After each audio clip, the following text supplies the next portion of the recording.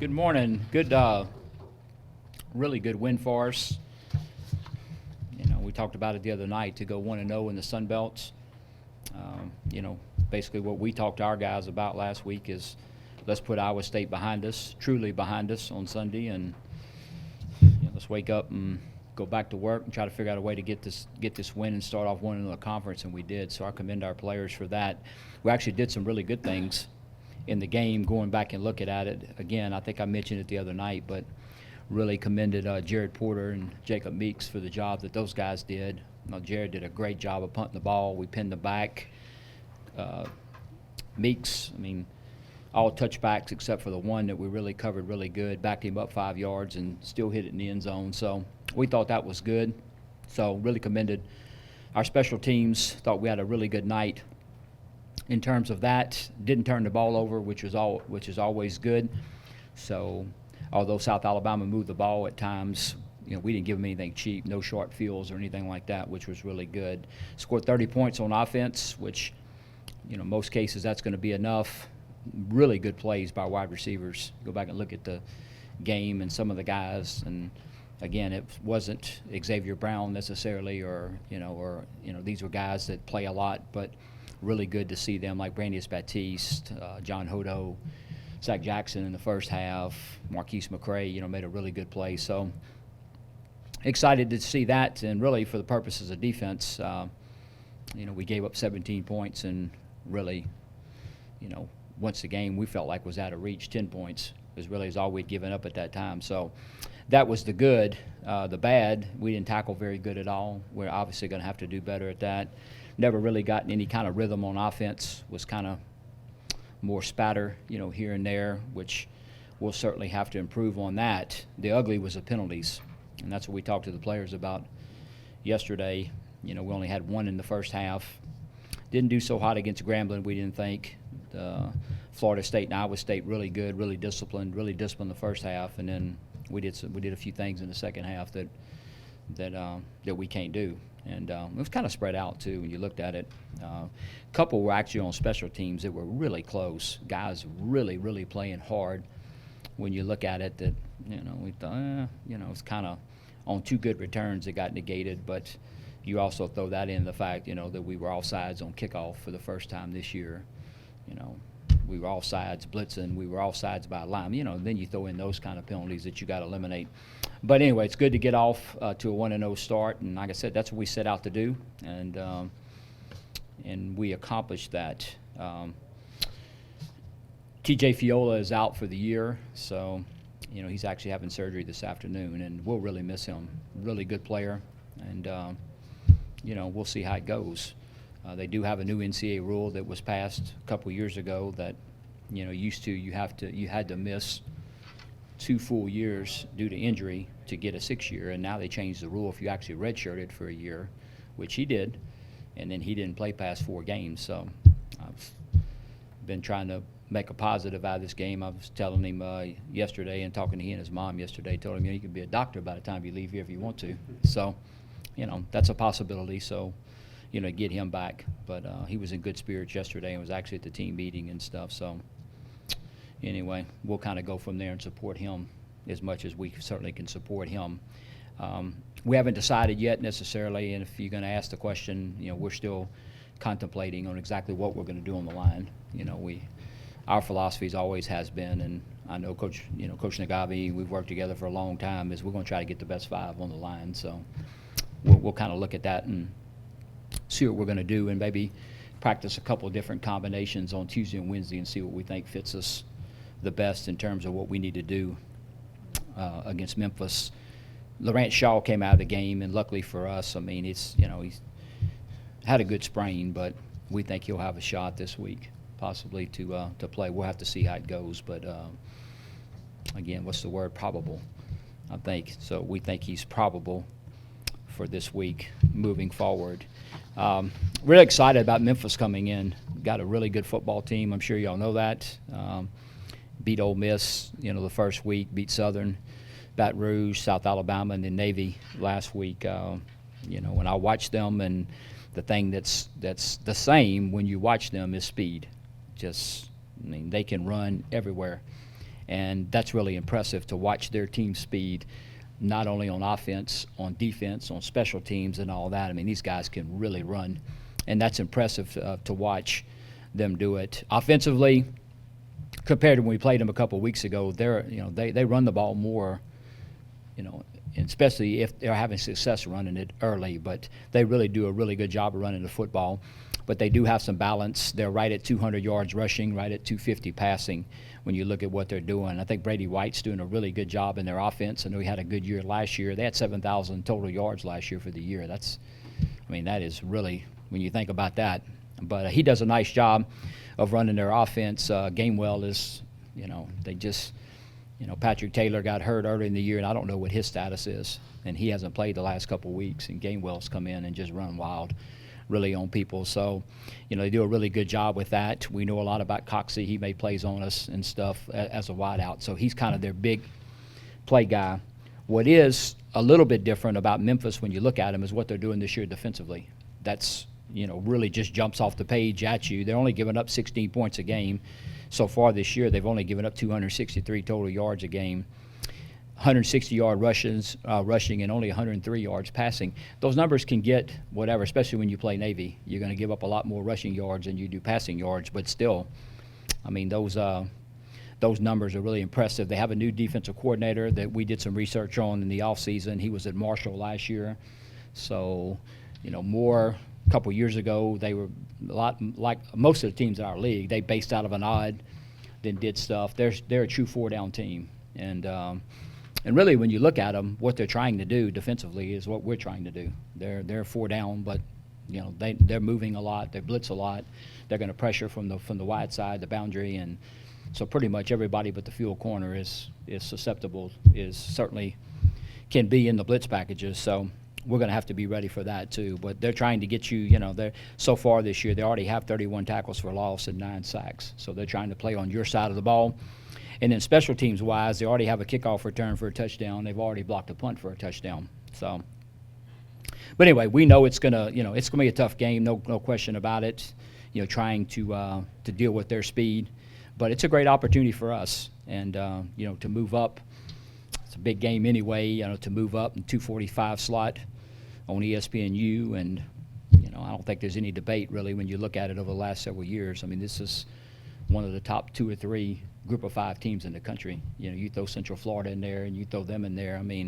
Nobody's been better than they have in the time that I've been here, and we have an opportunity to get them here in Malone Stadium, which I think is really exciting for us. And then you throw in the fact it's military appreciation game and the whole deal, so it's exciting.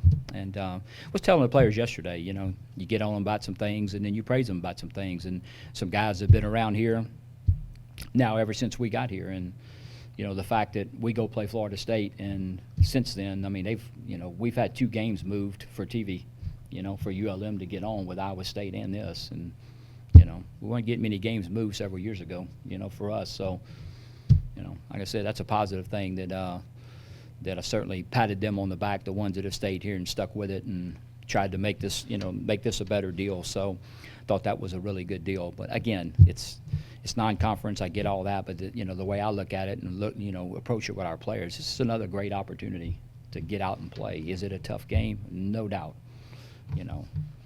but it's an opportunity to play against a really good football team, and it's a rare opportunity, not just by us, by all group of 5 teams, to get a team of that caliber in here. I think is a really good deal for us. So anyway, we're excited about it. So questions.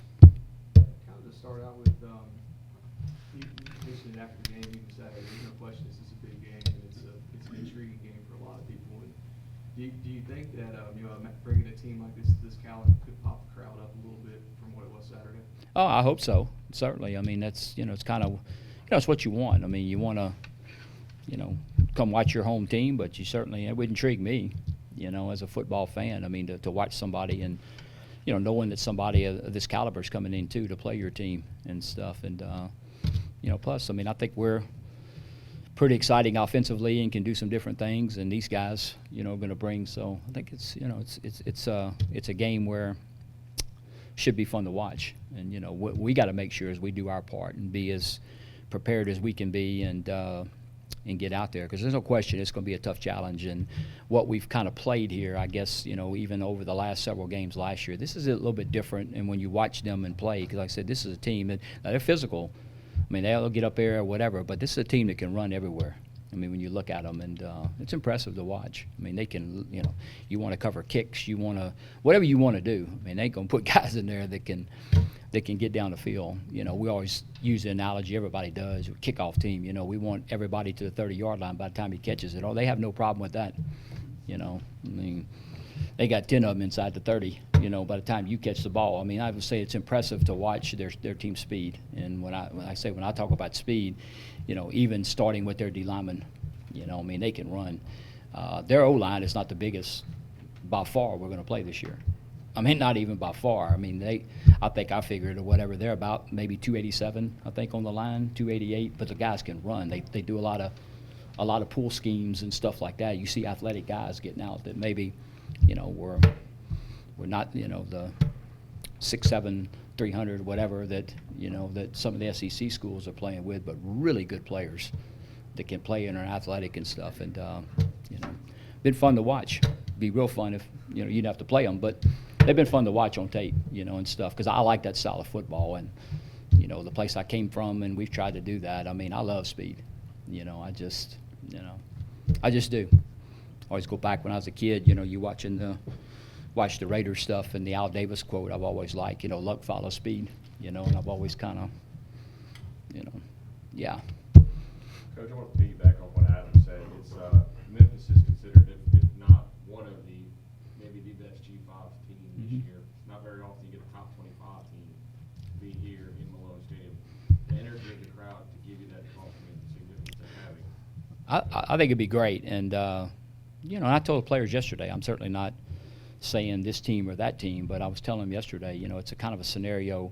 Again, you have to go back and think about it, but at the time last year, the Georgia Southern came in here, they were unbeatable, pretty much. When you looked at it, they played Clemson closer than anybody else and won every game and just routed App State the week before they came in here. And we went out there, we had a good crowd, our kids played with a lot of energy and played, I thought, played at least as hard or harder than them, and and made some good things happen for us and stuff. So that's the way we're approaching it. Like I said, I mean, it's I think they're very, very good. Obviously, they're very talented, but I think our players will be ready, and I'm really excited about it. And I think they are too. Just the fact that, again, I mean, they're coming here, and that's something that even in the previous job I had, I mean, you just can't get teams like that to come to your place. And stuff like this and stuff. And so it's going to be, it's going to be fun. Plus, I don't know how it affects or doesn't affect, and I think it's even both ways. But, moving the game, I like that. It's different. You move the game, it's an afternoon game. You change your times, you change your stuff, and I'm excited about that too. Makes the offense, their offense, and I think there's probably a misnomer about it, 'cause like you said, they're fast and they want to run it. But you look at their tight ends; these aren't the kind of spread offense tight ends you usually see, because these guys get off the ball and block. No question, and I think really when you look at it from, go back and look at them from when Coach Fuente was there, what Coach Norvell's done. I mean, he's kind of transformed that into a sense that they're going to run some 22 personnel. They'll have 2 tight ends, 2 running backs. They're going to run some 13 personnel with 3 tight ends and 1 running back. Now, it doesn't mean they're not going to take their shots too, which they are. I mean, they got guys on the outside that can run, but he's kind of, moved that team to more of a team that, run the football, stop the run first team, and which I think is a little bit different from when we kind of studied them, previously. Even the first time we played them, I just thought of them as a no hurry, hurry up, no tight ends in the game, get the ball out of your hand as fast as you can and stuff. And that's kind of what they were. But he's kind of taken this team and moved them in another direction, and which I think is a great direction, really, when you look at it. But he's done a great job, and I've watched kind of what he's done, and and been really impressed, and been impressed for him and happy for him. I'm always partial to us old Southland guys, and that's so former UCA boy there and coach there and the whole deal, and he's done well for himself. Hey, Coach, you mentioned it a little bit earlier, but defensively, a couple of years ago, you guys kind of jumped on Memphis early in the ball game. What changed schematically from 2 years ago now? For them or us? For them. Well, I think the main thing then, if you remember, Chris, I mean, they were truly fast break, no huddle, go as fast as you can. I think what was the kid's name? Ferguson, I think, was the quarterback, and and they were just trying to. Now they had at the time they had two running backs that are both playing in the NFL, by the way, and and the one that returned the kickoff for us for a touchdown is one of them. One of them plays for the Cowboys, and the other one plays for, I think, maybe the Bears. I was watching them, but it's not like they didn't have the backs, but they were more of a, what we call a 10 personnel team, and hurry the line, hurry, let's go, and stuff. But you watch them now, I mean, they're not going to huddle, but they're not the same philosophy, I guess, so to speak.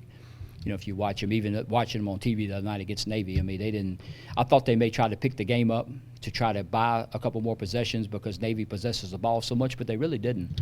When they had their turn with the ball, they were a little bit more methodical with it and all that. And so that's different, I guess. Adam, I think, brought up the biggest difference in what they do, and the fact that now, I mean, not only one tight end, they'll put 2 and 3 of them in the game at the same time. They'll have a fullback. I mean, they do different stuff, and I think, again, I don't know, I haven't talked to Coach Norvell, but I think the emphasis more with him as he's been there is getting them more to a physical, type football team. That, then there's no question their offense now, in my opinion, starts with the run, and then, you say, well, yeah, they got 250 yards a game passing, they do, but I think everything is built off the run, and then they're going to take their shots. And now, if you have too many in the run game, they'll definitely flick it out there. So you're still going to see all the bubble screens and all that kind of stuff. But it's like you watch them play last year like we did all summer, and then watch them this year. There's an emphasis to run the football. And I think that's probably a little bit different than a couple years ago. What about defense? Defensively, they're totally different. Like I said, they were an odd-type defense. They were a two-gap defense, didn't stun a lot, kind of played or whatever, which I think, teams that play option and teams that play fast break every day, if that's what you defend every day, you're pretty vanilla because you have no time to do anything else. But I think now that they've slowed down their offense, they've plugged in a lot of stuff on defense. So that's different. They're 4 down now. They were odd then, and they're coming after you. And so, I mean, they're definitely, they're trying to get you. They're trying to get you on your side of the ball, and which was a little bit different than what they did 2 years ago. Coach, can you explain the slow starts and how you combat that? I can't. I wish I could, but I can't.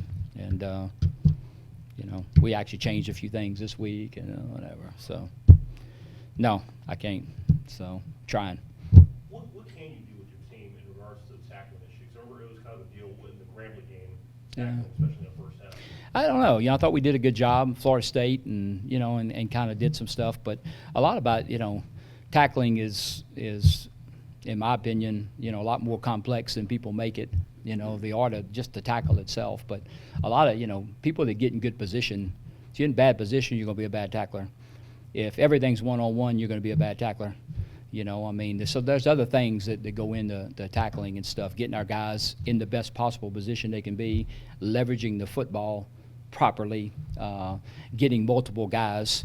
I kept saying that about Iowa State, and Adam and I were talking, and that's why I had so much respect for them, because I don't know any one guy on their team that I would tell you is when you talk about Iowa State's defense and you just go, wow, but one-on-one, they were okay. But as a team, they played great team defense. So a lot of it is getting people the ball, getting them in the right position, getting them stuff. And like I said, when people talk about tackling, everybody just zeroes in on the one person that missed a tackle. But, there's a lot more that goes into it than just that. So, but we're going to have to do a lot better job for the rest of the year, but certainly starting with this week, because these guys, I mean, if we don't get multiple people to game well, we're going to be in trouble. Coach, you mentioned how much they utilize the tight end. Josh Peterson has been huge with your offense this year. Can you just talk about his production and what the tight end position means to your offense? Oh, I agree, and he's been tremendously productive. And I think the biggest key for Josh is we all have always seen as coaches the upside, and he's 6'5" or whatever. Now he's 230 pounds, and we've already seen always seen all that. The biggest key for Josh is that now, since I can't remember if he missed the first scrimmage or the second scrimmage this year, but ever since then that he's came back, he hasn't missed a practice. He's been healthy, been very good in practice, and so I think that's the key to him, to keeping him healthy and keeping him practicing every day, because he's really been impressive in the games. He's been impressive in practice if you just come out and watch his practice. But you can just tell he's such a great kid, and you can just tell. I mean, he feels good now, and really feels good. From a health standpoint and all that, and that goes a lot into it because we've all known and we've all thought that we could ever keep this kid healthy and keep him going. I mean, he's special in terms of what he can do and being the matchup problem that he can be, and it's kind of, if you remember what we've done in the past, it's reduced the number of 10 personnel stuff we've done because we can also flex him out, and hopefully the intent is that you try to get the defensive coordinator to call 11 calls, things you would run against 11 personnel, yet you're in 10 personnel formations, a lot like Iowa State did to us. That's trouble, when you can get guys out there and do some stuff. So I agree with you. I think he's been a big part of what we're doing so far, especially too if you go back the last several weeks. He's caught a lot of those balls. We have a middle of the field guy, that can really, when you can do that, it kind of condenses that thing, from the hashes on both sides and helps you out. Thanks. Thanks, Coach. Appreciate it.